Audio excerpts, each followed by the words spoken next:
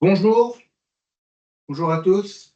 Bienvenue dans ce webinaire donc, consacré au sujet de la biodiversité et aux dispositifs mis en place par la région Grand Est pour soutenir les entreprises. Dans cette heure qui vient, ce qu'on vous propose, va être d'abord de faire un rappel d'abord de qui nous sommes, Blooming, en passant évidemment mentionner que je suis accompagné de Joseph Hagenser, qui est en charge de la mobilisation des acteurs au sein de la direction eau, climat et biodiversité de la région Grand Est, et de Mathieu Colletter, donc mon collègue chez Blooming. Bonjour. D'abord, vous expliquer brièvement qui nous sommes en premier point. Deuxième point, finalement, le pourquoi de notre présence ici, le pourquoi de notre travail chez Blooming et également de la création de ce dispositif par la région Grand Est, donc les fondamentaux des liens entre biodiversité et entreprise, donc 10 minutes, pas plus, on va essayer, pour pouvoir vraiment être tous sur les mêmes bases. Ensuite, je laisserai la parole à Josepha, qui présentera ce dispositif qui est plus large que l'approche biodiversité, donc les modules transformants, dans lequel il y a donc ce nouveau module biodiversité qu'elle pourra introduire. Et Mathieu reprendra la parole pour vous présenter dans les détails comment nous, Blooming, proposons d'accompagner les entreprises dans ce dispositif qui leur permettent d'avoir donc des aides directement de la région.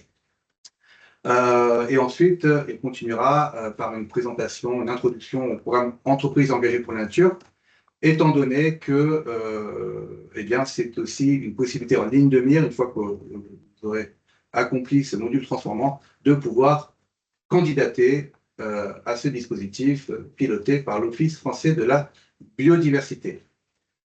De manière très pragmatique, vous avez la possibilité de poser des questions tout au long du webinaire via le module Q&R que vous devez voir en haut de votre écran. Donc, n'hésitez pas à poser vos questions ici. Nous y répondrons au fur et à mesure lorsque c'est des questions directes, ou alors nous les reprendrons en fin de webinaire pour y répondre. Voilà, donc je pense que tout le monde nous entend correctement. Le webinaire est enregistré. Donc, s'il y a quoi que ce soit, n'hésitez pas à envoyer un message dans le chat aussi. Donc, sans plus attendre, je vous propose de commencer par Blooming en bref. Donc, Blooming, nous sommes une société de conseil spécialisée sur les enjeux de biodiversité auprès des entreprises sur la base d'un double constat. Le premier, c'est que lorsqu'on aborde le sujet par la biodiversité, on aborde en réalité tous les enjeux environnementaux d'une entreprise sur toute sa chaîne de valeur, et aussi parce que la biodiversité est une alliée indissociable de l'économie, comme on va le voir, évidemment en termes d'impact, c'est sûr, mais aussi en termes de dépendance. Donc, sur les entreprises, comme nous-mêmes à titre individuel, nous ne pourrions pas opérer, on va dire, fonctionner sans les services que nous rend la biodiversité. Je rajouterai un troisième bullet point, peut-être, c'est que dans notre mission, c'est qu'on a à cœur, c'est notre objectif, de faire en sorte que la biodiversité soit prise au même niveau d'ambition que le sujet climat. Aujourd'hui, comment on travaille? On travaille sur trois grands pôles de prestations, disons. Le premier, c'est insuffler, donc c'est amener le sujet de la biodiversité au sein des entreprises, et on verra d'ailleurs que c'est une des briques aussi de l'accompagnement Grand Est, que ce soit des formations, des webinaires, des conférences, des ateliers de sensibilisation, etc. Tout ce qui va permettre donc aux dirigeants, aux salariés, de se saisir de ce sujet-là, de le comprendre. Le deuxième, c'est le volet de structuration des initiatives biodiversité. Donc là, c'est ce qu'on ne pouvait pas faire finalement il y a quelques années encore, parce qu'il n'y avait pas, de méthodologie, on va dire, accomplie sur ce sujet-là. Aujourd'hui, on sait faire des stratégies biodiversité, on a des outils d'analyse d'impact et de dépendance sur toute la chaîne de valeur, et donc un peu que dans la lignée des stratégies carbone, on peut faire des stratégies biodiversité. Que ce soit dans un cadre volontaire ou un cadre volontaire de reconnaissance type entreprise engagée pour la nature, justement, ou dans des cadres réglementaires comme la CSRD, donc notamment la norme E4, CRS E4 de la CSRD, donc biodiversité écosystème, ou encore l'article 29 de la loi énergie claire pour les institutions financières. Donc, vous verrez que nous sommes agréés GBS également. Et donc, tout ce travail-là, c'est notre travail principal de conseil, d'amener les entreprises à comprendre leurs impacts, leurs dépendances, leurs risques, leurs opportunités, et élaborer ainsi des plans d'action et des stratégies. Et puis, le dernier volet, déployer, est celui d'accompagner nos clients sur des opérations de terrain, sur leur propre site. Et donc, on travaille en assistance à maîtrise d'ouvrage, que ce soit par exemple pour des réductions d'impact, type pollution lumineuse vis-à-vis de la biodiversité, ou gain de biodiversité, de la restauration d'écosystèmes, de prairies par exemple, voire de mutualisation de dons via notre fonds de dotation dédié à la biodiversité qui s'appelle Terra Blooming. Aujourd'hui, nos clients sont très variés. Il n'y a pas de secteur privilégié, on va dire. Ça va de l'agroalimentaire aux biens de consommation, l'énergie, les infrastructures, la finance, le bâtiment, la construction, etc., la construction immobilière, donc les carrières. Donc, toutes les entreprises sont concernées par le sujet de la biodiversité aujourd'hui. Et notre ambition, c'est que, évidemment, leur révéler cela pour qu'elles puissent s'en saisir. Donc voilà, pour titre d'introduction de Blooming, quelques mots aussi sur les fondamentaux entre biodiversité et entreprise. Alors, si on est là, il faut toujours, c'est un peu un passage obligé, désolé, mais rappeler le pourquoi, finalement, on se démène pour cela. D'abord parce que la biodiversité est malmenée, et comme dirait le patron du WWF, elle est en burn-out. Alors, 3 chiffres seulement pour illustrer cette situation, parce qu'on pourra en donner beaucoup. 1 million d'espèces menacées d'extinction aujourd'hui déjà, sur les 8 millions estimés. Ce chiffre est donné par l'IPBES, qui est le GIEC de la biodiversité. On en a parlé encore lors de la COP16 biodiversité, pour ceux qui avaient l'oreille tendue il y a quelques semaines. Deuxième chiffre, le rythme d'extinction des espèces, effectivement, s'accélère. Il est jusqu'à 100 fois plus élevé que la moyenne des 10 derniers millions d'années. Donc, on a une accélération impressionnante, j'ai envie de dire, de perte d'espèces. Et troisième chiffre, qui ne concerne pas les espèces, mais les populations, c'est-à-dire le nombre d'individus par espèce. Donc ça, c'est le WWF au niveau mondial qui nous alerte, qui nous fait un état des lieux chaque année des pertes de population. Et on a aujourd'hui 73% des vertébrés disparus en 50 ans depuis les années 70 sur la planète. Ça veut dire quoi? C'est-à-dire que là où il y avait 100 oiseaux, par exemple, eh bien, il n'y en a plus que 27. Et ça, c'est dû aux dégradations, effectivement, donc liées aux activités humaines, des espaces naturels, des espaces même citadins, tous les espaces finalement où peuvent vivre les animaux, ici les vertébrés. Donc voilà, c'est vraiment un chiffre qui est pour moi très très fort. Donc une fois qu'on a dit ça, quel est le rôle des entreprises finalement, après tout, pourquoi les impliquer là-dedans? D'abord, peut-être par la question de responsabilité, puisque les activités humaines sont la principale cause, et la cause quasi unique de perte de biodiversité, au travers de 5 grands facteurs de pression qui sont recensés par l'IPBES et par les scientifiques. Et c'est très utile de les avoir en tête pour pouvoir ensuite déployer des politiques de biodiversité. La première raison, c'est le changement d'usage des sols. C'est de convertir un sol en autre chose. De l'agricole en urbain, du naturel en agricole, etc. On perd à chaque fois énormément de biodiversité par la destruction d'habitats. Deuxième cause, la surexploitation des ressources. Donc là, on est typiquement sur la surpêche, la surconsommation d'eau, surtout en zone de sas hydrique, ou encore sur la déforestation. Troisième cause de perte de biodiversité, le changement climatique, évidemment, que l'on connaît tous, donc qui est absolument indispensable de lutter contre, et qui est parce qu'il est aussi un facteur de pression sur la biodiversité. Quatrième élément, les pollutions diverses et variées, pollutions chimiques, plastiques, sonores, lumineuses, etc. Elles se font concurrence, donc c'est un gros pourvoyeur de pression sur la biodiversité. Et enfin, les espèces exotiques envahissantes qui sont le fait de déplacer des espèces de leur site, de leur région, on va dire, naturelle de répartition vers d'autres régions, de manière volontaire ou involontaire, en général via le transport international ou le tourisme, et qui s'y plaisent tellement qu'elles vont s'y développer et mettre à mal les écosystèmes locaux et les espèces endémiques qui s'y trouvent. Et donc, c'est suffisamment important pour être la 5e cause de perte de biodiversité à l'échelle mondiale. Et toutes donc, ces expressions-là, elles sont véhiculées par les activités humaines, dont les entreprises sont les vecteurs. Donc, encore une fois, on pourrait se dire, avec un peu de cynisme, et alors, qu'est-ce que ça peut faire finalement les entreprises si elles ne sont pas responsables, si leur seule motivation est finalement de continuer à travailler, quel est le sujet? Le sujet, c'est que, au final, la biodiversité, c'est leur premier fournisseur de services, loin devant tous leurs autres fournisseurs, et donc, par extension, premier fournisseur de services à l'humanité. Pourquoi? Parce que les écosystèmes nous offrent des services écosystémiques. Ces services écosystémiques sont, les services d'approvisionnement. Donc ça, c'est très facile à comprendre. On prend du bois, on prend des molécules pour la pharmacopée, on prend des fibres animales, végétales, voilà, de quoi s'alimenter, se chauffer, s'abriter, s'habiller, etc. Donc ça, c'est le premier service. Et sans cela, sans des écosystèmes que l'on maintient en bonne santé, eh bien, on réduit nos capacités d'approvisionnement. Ensuite, les services de régulation, moins connus et pourtant tout aussi cruciaux. Là, on parle de services qui nous permettent de conserver une planète habitable. Et donc, on parle de régulation du climat. On sait tous que les forêts captent du carbone. Et bien ça, c'est un service de régulation qui est de plus en plus mise à mal. Donc, la régulation du climat est de plus en plus difficile. Les océans, c'est la même chose. On parle des services de régulation de l'érosion, du cycle de l'eau. Nous avons parlé des zones humides qui vont filtrer l'eau, les stocker, réguler les inondations. Et tout cela, on le voit aujourd'hui, ça transperce.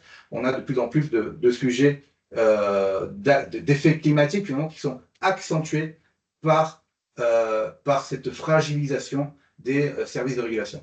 Et enfin, les services culturels, qui sont des services d'inspiration. Alors, on peut parler pour le tourisme, évidemment, d'évasion spirituelle, de biomimétisme, même au niveau scientifique. Donc, la biodiversité nous amène énormément d'inspiration à l'humanité. Et tous ces services, vous voyez, premier fournisseur, pourtant, livrés gratuitement, alors qu'ils représentent 1,5 fois le PIB mondial, selon une étude relayée par l'OCDE. Donc, vous l'avez compris, les entreprises sont clairement au centre des enjeux, en impact et en dépendance. Donc, elles sont la raison, via nous, évidemment, via chaque individu, de la perte de biodiversité, et en même temps, pour autant, elles en dépendent complètement. Et donc, faire ce travail de comprendre notre lien à la biodiversité pour une entreprise, c'est la capacité justement de gérer et de piloter ces risques pour garantir sa propre résilience. Donc, on a vu, quand vous avez des impacts sur la biodiversité, vous vous exposez à des risques qu'on appelle des risques de transition. Ces risques de transition, ils peuvent être divers et variés. Ce sont les risques de ne pas, justement, prendre le virage de la transition écologique. Et donc, on parle de risques politiques et juridiques. On parle de risques commerciaux parce que vos clients vont vous demander des choses que vous n'aurez pas prévu de faire, alors qu'ils ont maintenant des standards, on va dire, écologiques, voilà, dans leur propre desiderata. Des risques financiers et assurantiels. On voit même aux infos que c'est de plus en plus difficile pour certains secteurs d'être assurés. Les risques financiers, ça c'est le levier des financeurs qui ont des critères environnementaux, sociaux et gouvernance de plus en plus marqués. Donc si vous n'êtes pas dans le coup, j'ai envie de dire, vous allez vous perdre des capacités de financement. Des risques de marché, notamment liés au coût des matières premières, et encore, et en dernier, des risques de réputation et d'image, puisque même quand un projet est autorisé, eh bien, c'est pas pour ça qu'il est accepté ou acceptable par les populations. Donc, ces risques de transition, ils sont réels et on entend beaucoup parler de protestations, de coûts, de risques d'assurance qui augmentent, de matières qui augmentent, etc. Et ça, c'est totalement lié au sujet de biodiversité, au-delà du simple effet climatique. Et puis, les dépendances. Donc, chaque entreprise a des dépendances plus ou moins éloignées, mais bien réelles de son business model. Ce qu'on appelle ces dépendances créent des risques physiques, des risques opérationnels. Et ces risques peuvent être de deux types, des risques aigus, donc les catastrophes naturelles qui sont exacerbées par la perte, justement, ce que je disais, des services de régulation, ou des risques chroniques, larvés, où finalement la perte de pollinisateurs fait que les rendements vont diminuer, ou la qualité du sol qui peu à peu se dégrade. Et bien de la même manière, on va avoir des exploitations agricoles en perte de vitesse. Donc, vous voyez bien qu'ici, c'est une question non plus de responsabilité uniquement, mais d'intérêt pour les entreprises de se saisir ces enjeux-là, quel que soit leur secteur d'activité. Et donc, pour s'en saisir, on n'est pas les seuls à en parler. Les entreprises sont sollicitées à l'échelle internationale et nationale. Vous voyez ici en haut à droite le cadre mondial de la biodiversité, c'est l'accord de Kunming-Montréal, qui est l'équivalent de l'accord de Paris pour l'accord de Paris donc, pour le climat. Et donc, la France a ratifié ce cadre mondial, et dans ce cadre-là, elle a déployé sa propre stratégie nationale biodiversité pour remplir ses objectifs internationaux. Et donc, parmi deux axes, il y a 4 axes, mais les 2 axes importants pour les entreprises, c'est restaurer la biodiversité dégradée partout où c'est possible et mobiliser tous les acteurs. Et notamment la mesure 31, qui est d'accompagner les entreprises pour renforcer leurs engagements, donc on y est, et accroître la transparence de leurs actions. Donc aussi, dire ce que l'on fait sur la biodiversité, c'est aussi participer finalement à la stratégie nationale biodiversité. En passant, le programme Entreprises engagées pour la nature fait partie aussi de la SNB, vu qu'il y a un objectif de 5000 entreprises d'ici 2030. Donc c'est un véritable indicateur qui a été mis en place autour de ce programme Entreprises engagées pour la nature. Donc nous avons des entreprises qui sont sollicitées à l'échelle internationale, scientifiquement, institutionnellement, au niveau national aussi, et dorénavant, et là, il faut quand même souligner de manière forte l'initiative de la région Grand Est, parce que c'est l'une des rares, voire la seule région à avoir initié ce genre de dispositif. La région Grand Est a mis en place des parcours de transformation des entreprises avec une spécificité, un module transformant biodiversité. Et sur ce, je laisse la parole à Josepha Genser, donc de la région Grand Est. Alors, je prends le contrôle de l'écran. Est-ce que c'est bon? On y est? Oui. Bon, Josepha. Très bien, bon, bonjour à tous. Donc, Josepha Genser, je travaille à la région Grand Est dans le service biodiversité. Donc, je remercie Blooming de m'avoir invité pour voilà, présenter un petit peu ce nouvel outil d'accompagnement qui concerne spécifiquement la biodiversité pour les entreprises. Donc, pour rebondir juste rapidement sur ce qui vient d'être dit sur les cadres internationaux, nationaux, donc les régions ont pour mission également d'animer en concertation avec tous les acteurs régionaux les stratégies régionales de la biodiversité, donc celle pour la région Grand Est est actuellement programmée pour la période 2020-2027. Et il y a des mentions, effectivement, dans cette stratégie de mobiliser plus les entreprises. Et là, on fait un focus, effectivement, sur plutôt les sites industriels. Donc, il y a un objectif dans cette stratégie de 200 sites industriels engagés. Cette stratégie, elle est aussi boostée, on va dire, dans la région par un programme européen, qui est un programme LIFE, qui se nomme Biodivest. Bon, on peut rester sur celle où j'étais avant. Là, j'étais sur le live Biodivest simplement pour signaler qu'effectivement, autour de la table, et notamment pour le sujet qui nous concerne aujourd'hui, on a travaillé en étroite collaboration aussi avec l'Office français de la biodiversité, qui est parmi les partenaires que vous pouvez voir en bas de l'écran, qui participent à l'animation de cette stratégie, qui participent également à ce live Biodivest. En deuxième cadre, les régions ont également pour compétence le développement économique. Et donc, en termes de cadre d'intervention, on a effectivement tout un axe qui s'adresse aux entreprises industrielles et qui se nomme le Business Act, dans lequel on propose un accompagnement sous forme de parcours de transformation. Et finalement, quand on prend le dénominateur commun entre notre sujet d'aujourd'hui, qui est la biodiversité, et le cadre d'intervention auprès des entreprises de la région, ça aboutit à ce module transformant biodiversité. Donc, je vous invite peut-être à retenir simplement ces 3 mots-là. Si vous voulez chercher des infos en plus, on vous mettra tous les liens beaucoup plus précis par la suite. Mais c'est vraiment ça, la dénomination de notre outil d'accompagnement. Là, on peut passer à la suivante. Ces modules, ils s'intègrent en fait dans un dispositif plus large qui se nomme les parcours de transformation. on passe en fait à la région d'une logique de soutien plutôt par appel à projet vers une logique en continu de soutien à la transformation des entreprises. Ce soutien en continu, on l'a segmenté finalement en 4 phases. Que je vous explique un petit peu plus précisément là pour qu'on s'y retrouve mieux. Donc effectivement, on a une phase de sensibilisation, donc on peut dire qu'on y est puisque je suis en train de vous en parler et de vous informer que ça existe, hein, donc on peut s'arrêter là pour cette phase 1. Ce qui va nous intéresser ici, ça va être principalement les phases 2, 3, 4. Il est proposé aux entreprises de réaliser un premier diagnostic, je dirais tout azimut, sur beaucoup de thématiques différentes, qui est un diagnostic 360, et ensuite d'intégrer des modules transformants, donc qui sont vraiment des modules thématiques d'approfondissement de certains sujets. Et donc là, la nouveauté de cette année, c'est effectivement la création de ce module transformant sur le thème de la biodiversité. Une fois ces phases de diagnostic, on va dire, et de maturation de plan d'action réalisé. Là, on est passé en mode diapo classique, Mathieu, je ne sais pas trop si c'est normal. Une fois ces phases réalisées, la région peut aussi venir en soutien aux investissements qui s'avèrent nécessaires. Dans cette manière d'intervenir, il y a 3 moteurs de changement qui ont été identifiés. Donc, au niveau des transformations, c'est la transformation industrielle, la transformation écologique, sur laquelle on est aujourd'hui, et la transformation numérique. On peut passer à la suivante. Les bénéficiaires de ces parcours, c'est bien les entreprises industrielles qui sont immatriculées en Grand Est. Si je fais un petit focus sur le diagnostic 360 qui est proposé, c'est une évaluation de la maturité de l'entreprise sur 7 axes différents.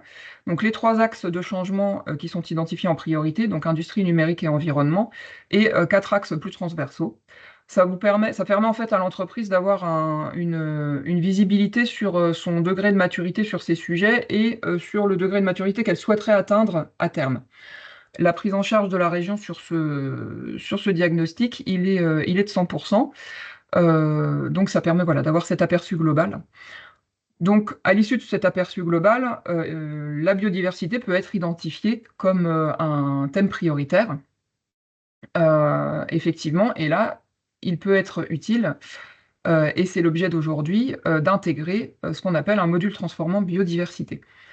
À savoir que l'accès aux différentes étapes est assez aisé pour les entreprises, et si l'entreprise, et si vous êtes autour de vos écrans aujourd'hui, c'est peut-être que le sujet de la biodiversité vous préoccupe en particulier, vous n'êtes pas obligé, c'est pas une étape obligatoire de passer par le diagnostic 360 pour intégrer un module ensuite. Suivant votre niveau effectivement, de réflexion sur le sujet, vous pouvez intégrer un module directement. Alors, la manière dont on a structuré ces modules transformants, c'est une manière assez standard sur tous les différents thèmes qui sont proposés au niveau de l'offre régionale d'accompagnement des entreprises. Mais sachant que pour le sujet de la biodiversité, comme ça a été dit juste avant, on a beaucoup de méthodos qui existent. C'est pas un sujet sur lequel on a des méthodes standardisées. Donc, on a souhaité que les entreprises qui font appel à ces modules puissent avoir un certain choix dans la manière d'appréhender le sujet. Donc, on a procédé par un référencement d'opérateurs, donc qui sont des opérateurs auxquels nous avons demandé de faire des propositions techniques pour nous expliquer comment ils allaient s'y prendre pour traiter ce sujet de la biodiversité en entreprise.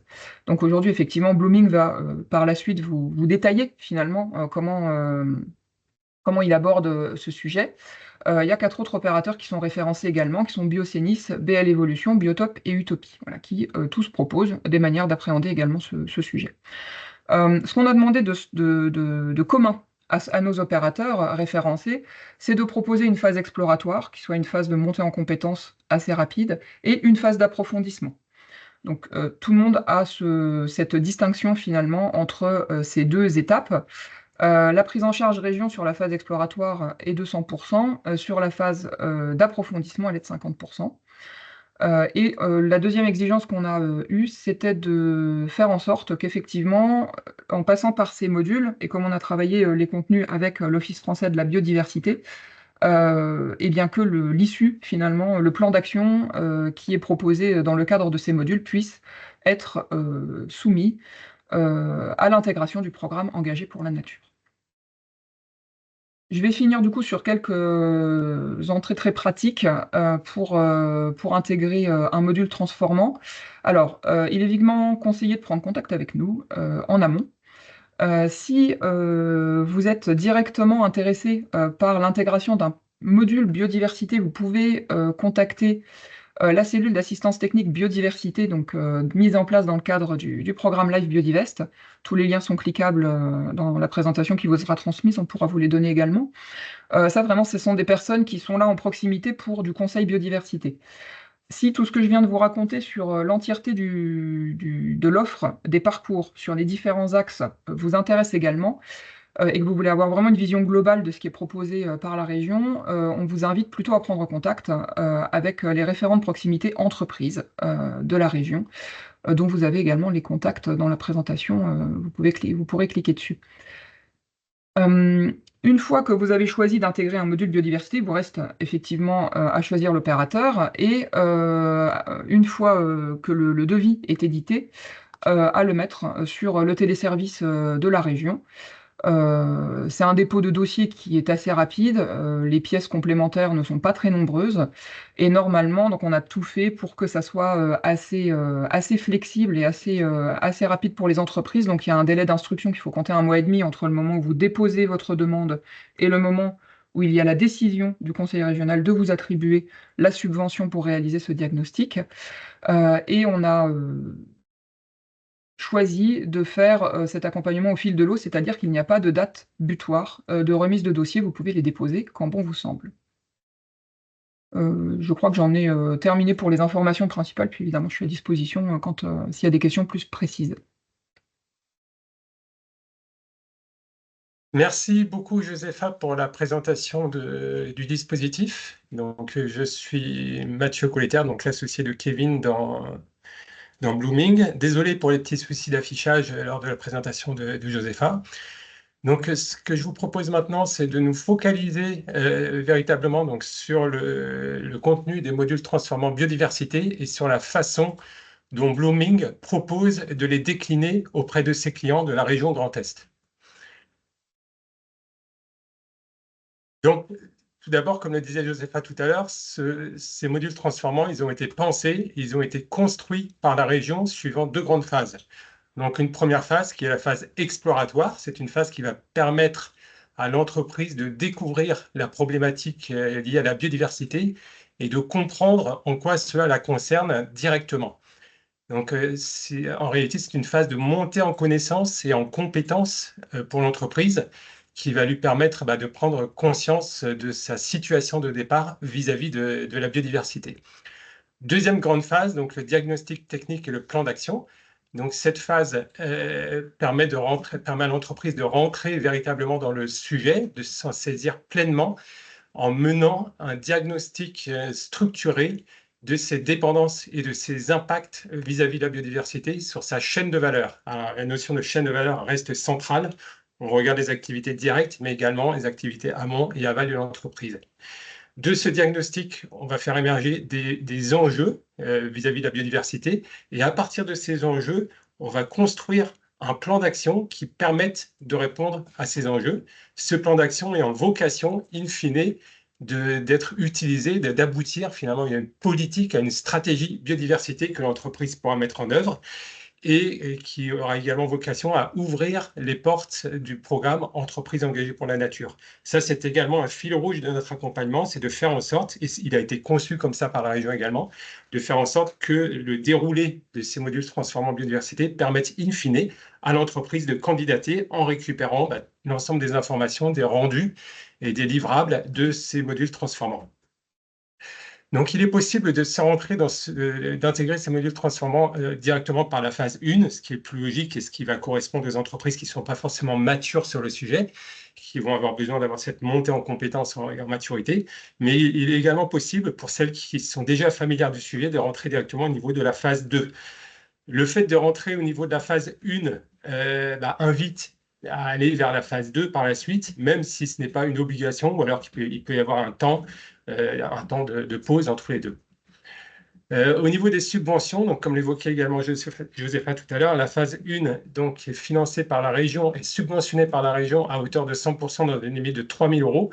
Et la phase 2 à hauteur de 50% dans une limite de 12 500 euros, c'est-à-dire que pour une mission qui coûterait 25 000 euros, ce qui a priori ne sera rarement dépassé comme tarif, eh bien la région subventionnerait à hauteur de 12 500 euros. Donc, si on rentre dans la phase 1 exploratoire, donc pour rappel, c'est une phase, pardon, je vais un peu trop loin, dont le reste à charge pour l'entreprise sera nul ou faible, puisque la limite de prise en charge à 100% de 3 000 euros. C'est une phase qui va mobiliser une expertise en temps relativement limité de la part de Blooming, donc on ne dépassera pas ou rarement les 3 000 euros. Donc, les objectifs de cette phase, c'est déjà d'établir un état des lieux de ce que fait déjà l'entreprise et qui peut avoir un effet favorable sur la biodiversité, de manière consciente ou inconsciente. Alors souvent, il y a des actions un peu isolées, disparates, qui sont mises en œuvre par rapport à la biodiversité. Ça peut être une entreprise qui a installé des ruches sur son site, qui a décidé de végétaliser des espaces extérieurs, d'abandonner l'utilisation des bouteilles en plastique lors de ces événements d'entreprise. Donc ça, c'est des actions qui ont déjà une arrière-pensée forte orientée biodiversité, mais souvent, c'est également des actions qui sont orientées climat, parce que le climat toujours a tendance à être pris en sujet numéro 1 historiquement par les entreprises. Et typiquement, les actions en direction du climat ont un effet positif sur la biodiversité également, puisqu'on a vu que le changement climatique était l'un des grands facteurs d'érosion de la biodiversité.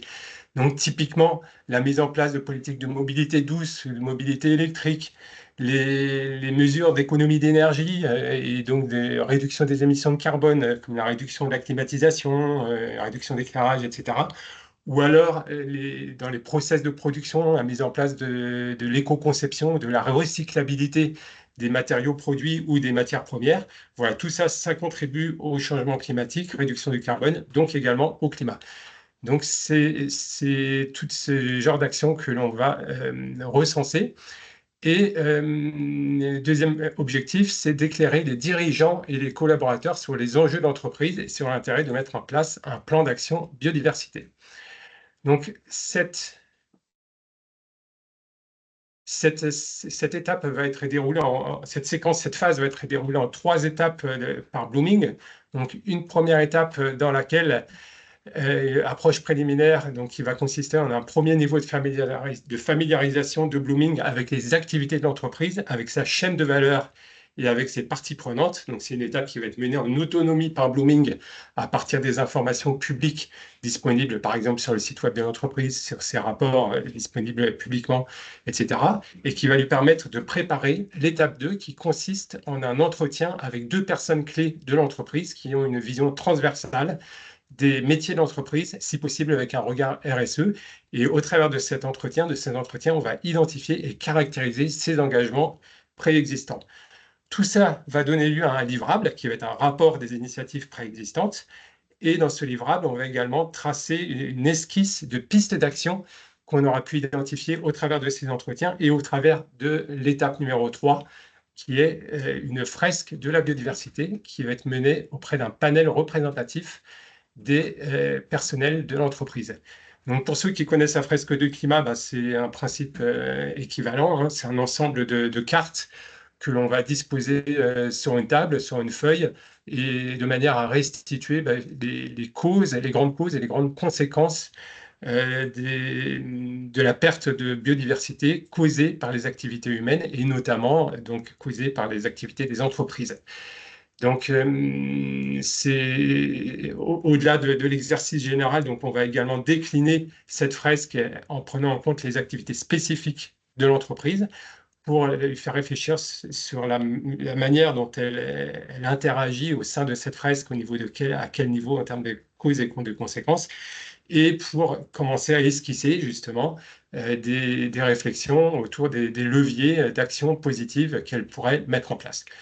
Donc, cette fresque de la biodiversité, c'est un exercice, c'est un atelier participatif qui a vocation également à être convivial, qui suscite les discussions, les débats, et qui a un intérêt majeur qui est celui de permettre de structurer sa réflexion pour prendre en compte le sujet de la biodiversité dans ses activités personnelles et d'entreprise, parce que la biodiversité, initialement, voilà, c'est un sujet un petit peu pas forcément facile à appréhender. Donc, tout ça, ça donne vraiment des outils et des méthodes pour aborder le sujet. Deuxième grande phase, donc le diagnostic technique et le plan d'action. Donc, on va commencer par la sous-phase 2.1, le diagnostic avec avant-projet sommaire.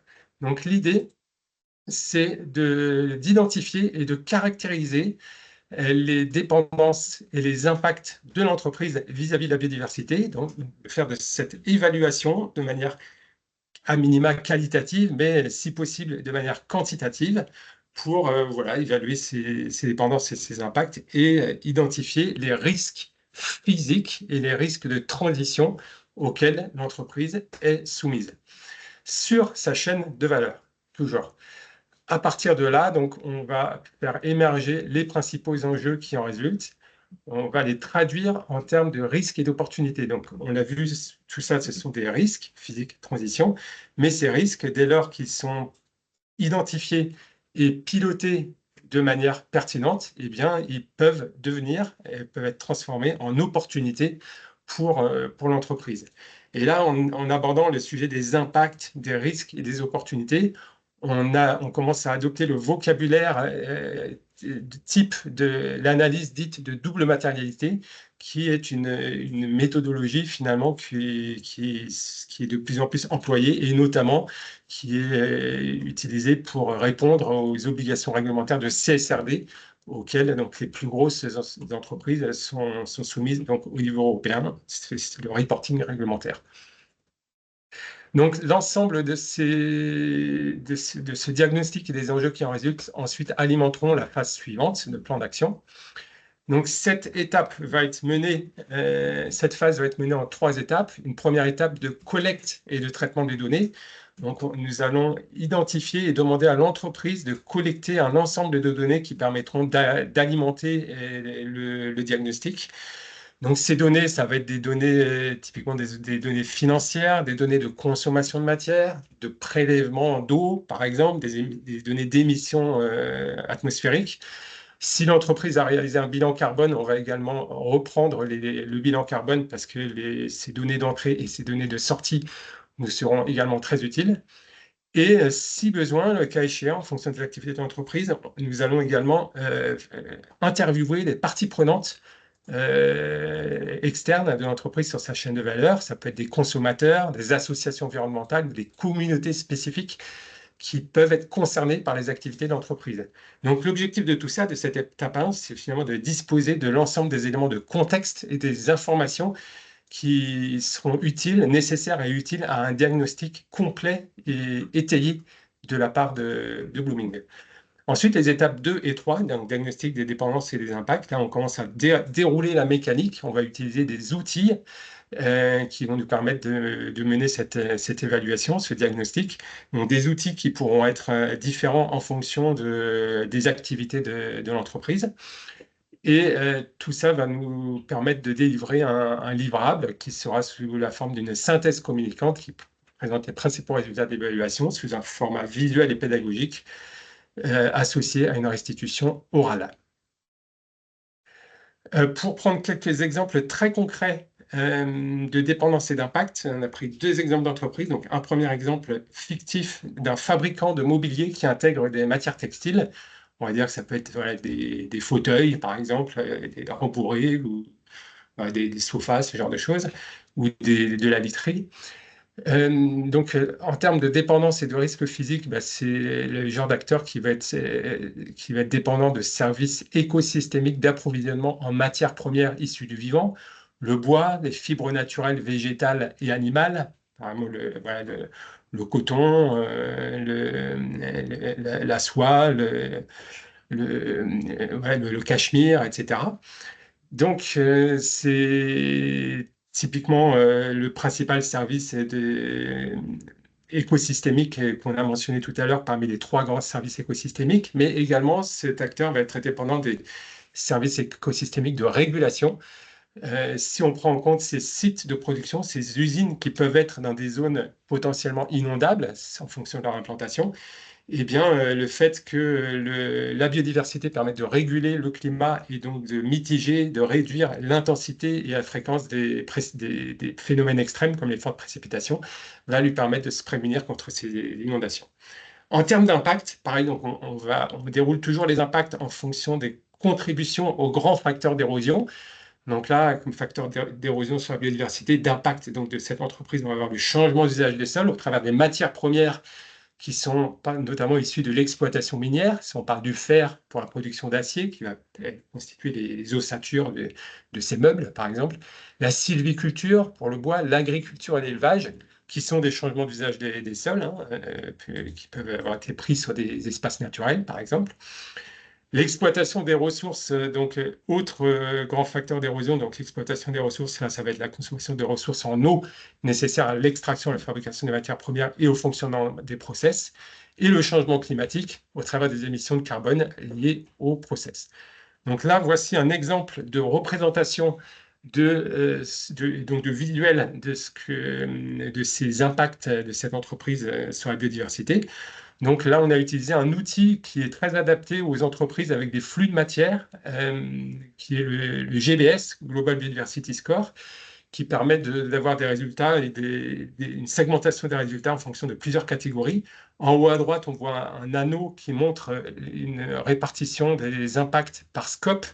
On voit que le bleu occupe la plus grande partie de l'anneau, donc c'est le scope 3 amont qui va constituer la très grande majorité des impacts.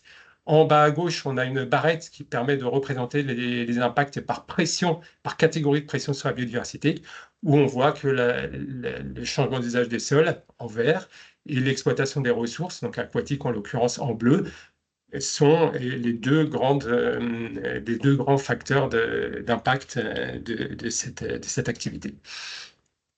Un autre exemple qui est un exemple réel, c'est un opérateur de télécommunications situé dans le Grand Est pour lequel nous avons travaillé. Donc là, on est sur une activité qui est entre guillemets beaucoup plus statique. Il n'y a pas forcément de flux de matière entrant, de flux de matière sortante, mais on est sur une infrastructure qui opère, voilà, qui fait rentrer et sortir, mais des signaux de télécommunication. C'est typiquement une activité, un site avec une chaîne de valeur qui est très différente du cas précédent, mais qui malgré tout a des dépendances au service d'approvisionnement en matière issue du vivant. Alors là, on parle par exemple des carburants, des fuels, des matières pétrolières qui vont servir notamment aux groupes électrogènes, puisque c'est un site qui dépend beaucoup de ces groupes électrogènes. Sachant que le pétrole, c'est une matière issue de la biodiversité du passé qui s'est dégradée dans le temps. Et également un site qui est très dépendant des services écosystémiques de régulation du climat, puisque c'est un site qui est soumis aux aléas climatiques, donc des fortes chaleurs, des vents, de l'orage, de la grêle, qui peuvent mettre à rude épreuve les infrastructures qui sont aériennes et le fonctionnement de ces infrastructures, donc avec des dépendances assez fortes. Et également en termes d'impact, donc les impacts au travers de la pression du changement climatique et émissions de carbone, et des pollutions notamment physiques, puisque le site rejette des déchets, et des pollutions lumineuses nocturnes sur la biodiversité. Donc, activité très différente du premier cas, donc représentation et méthodologie, outils différents pour établir ce diagnostic. Donc voilà à quoi peut ressembler un visuel restituant les conclusions de ce diagnostic avec les différentes catégories d'impact et de dépendance. Alors, toute cette étude, ce module transformant en biodiversité, on va également fournir dans les livrables des éléments rédactionnels. Des éléments rédactionnels, là vous avez un extrait de rédactionnel qui est le résumé synthétique des interdépendances de l'entreprise vis-à-vis de la biodiversité. Pourquoi? Tout simplement parce que déjà c'est intéressant de le mettre au-delà des images, et puis c'est aussi parce que l'OFB, dans le programme Entreprises engagées pour la nature, va demander à ce que soient fournis ces éléments rédactionnels. Et donc il y a des questionnaires, il y a des argumentaires à apporter, et donc c'est ce type d'éléments rédactionnels à apporter dans les dossiers de candidature. Dernière sous-phase, donc phase 2 et sous-phase 2.1 du module transformant. Donc, c'est le plan d'action avec l'avant-projet détaillé. Donc, de tout ce qu'on a fait avant, on va pouvoir faire sortir les principaux enjeux en termes de dépendance et d'impact et construire le plan d'action qui va permettre d'y répondre en tout partie. Donc, c'est l'objectif principal de cette phase, de cette sous-phase. Et on va associer à ça une évaluation des moyens nécessaires à la mise en œuvre de chacune de ces actions. Donc, 2 étapes, le plan d'action, établissement du plan d'action SMART, donc en concertation toujours avec l'entreprise, bien sûr, hein, c'est l'entreprise in fine qui va être responsable de son plan d'action. Donc, pour rappel, le plan d'action SMART, ça veut dire donc spécifique, mesurable, additionnel par rapport à la réglementation et par rapport à ce qui existe et ce qui se fait déjà au sein de l'entreprise, réaliste et temporel. Donc, ce sont les 5 critères que doivent respecter chacune des actions du plan d'action. Donc, il faut qu'il y ait des objectifs et des indicateurs qui puissent être suivis dans le temps. L'OFB va demander une description avancée et argumentée de chaque action. On va le voir par la suite, également du wording qui va être nécessaire. Et derrière, donc, étape 2, on va évaluer les moyens humains, matériels et financiers nécessaires à la mise en œuvre de chacune des actions sur la base de l'expérience de Blooming, mais également avec le concours de l'entreprise, puisqu'il y a certaines actions pour lesquelles elle seule sera capable d'évaluer ses moyens. Typiquement, changer un process de production qui va consommer moins d'eau pour limiter la pression sur la consommation d'eau. Ben voilà, c'est son métier, c'est ses process, donc elle connaîtra mieux ces éléments-là que Blooming.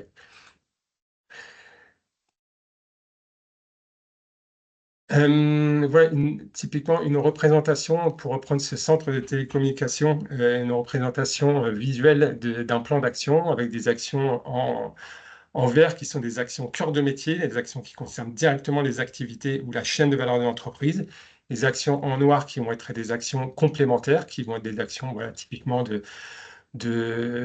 annexes sur le site ou en tout cas qui ne rentrent pas directement dans les activités de l'entreprise, mais il est nécessaire pour le programme Entreprise engagée pour la nature de faire apparaître des actions des 2 catégories.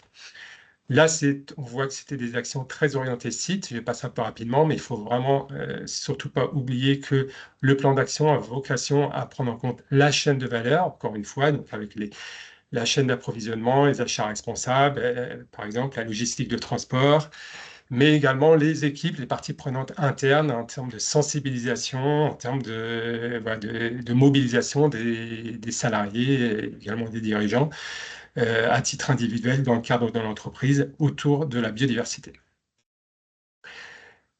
Chaque action doit faire l'objet d'un plan d'action qui décrit de manière détaillée. Encore une fois, ça c'est pour les attentes du dossier Entreprise engagée pour la nature. Donc, on va produire chacun des éléments d'argumentaire.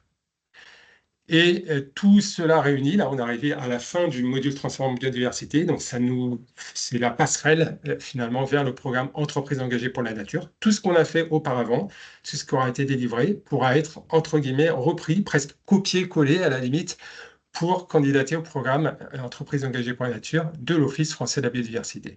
Donc, pourquoi intégrer ce programme? Il y a plein de très bonnes raisons d'intégrer ce programme. Au-delà de définir, de structurer sa démarche biodiversité, c'est également de pouvoir démontrer son engagement sur un plan d'action crédible, validé et reconnu par l'institution publique de référence qu'est l'OFB. Alors, l'avantage, c'est que l'OFB, c'est un organisme public, c'est un organisme qui est expert sur les questions de biodiversité en lien avec les entreprises. Et l'OFB a une démarche également désintéressée dans le sens où candidater au programme EEN est gratuit.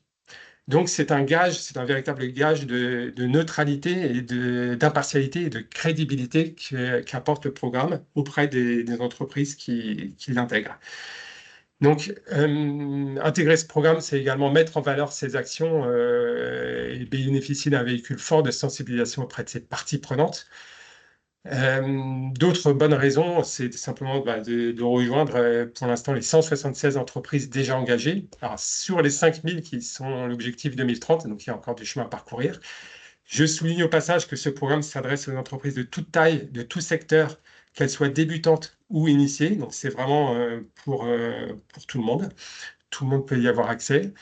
Et ça permet d'avoir accès à des ressources, de partager entre pairs, parce que derrière, c'est une communauté d'acteurs qui se réunissent régulièrement par des webinaires, par des événements, et donc, encore une fois, se donner de la visibilité. Donc, se donner de la visibilité, notamment via le portail web d'entreprises engagées pour la nature, qui reprend les plans d'action qui sont publics de chacune des entreprises membres. Donc, très rapidement, 3 étapes pour entrer. Une étape d'adhésion qui consiste à signer une charte, 10 principes communs par les dirigeants de l'entreprise. Derrière, une étape d'engagement dans le programme. Donc, c'est là le questionnaire, le formulaire de candidature qui va être alimenté par tout ce qu'on a fait dans le module transformant biodiversité. Et enfin, une étape de suivi, c'est-à-dire qu'au bout de 2 ans, 2 ans après être rentré dans le programme, l'entreprise va être invitée à faire un rapport d'autodiagnostic de l'avancement de son plan d'action. Elle va identifier ce qui s'est bien passé, ce qui a été réalisé, quelles ont été ses difficultés. Elle va proposer des actions, des objectifs rectificatifs ou des nouvelles actions pour aller encore plus loin. Et ce rapport va être étudié, instruit par l'OFB, qui va émettre des conclusions et des recommandations, toujours dans une optique de renforcement de l'engagement de l'entreprise. Et j'en ai terminé avec cette présentation du programme Entreprises engagées pour la nature et du module transformant. Donc, merci à vous et nous vous invitons à poser vos questions.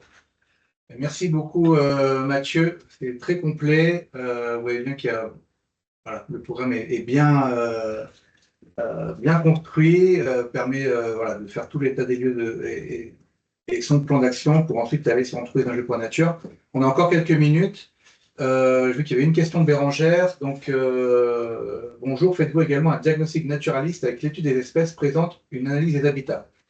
Donc la réponse est que a priori, en fait, ce n'est pas une action qu'on fait dans le programme, puisque en fait, c'est justement cet état de diagnostic global biodiversité, site et chaîne de valeur, puis la création du plan d'action qui va déterminer si ça vaut la peine, entre guillemets, d'aller sur ce sujet-là en fonction de la nature du site, en fonction des éventuelles espèces menacées aux alentours, des zones protégées ou de clés de biodiversité qui sont autour. Donc, le diagnostic sera plutôt finalement une action qui sera dans la feuille de route in fine, dans la mesure où ça permet justement de mieux intégrer le site dans son environnement et en faveur de la biodiversité. Si vous avez d'autres questions, n'hésitez pas à les faire passer. J'en profite entre-temps, vous levez la main, parce qu'on a encore 5 minutes.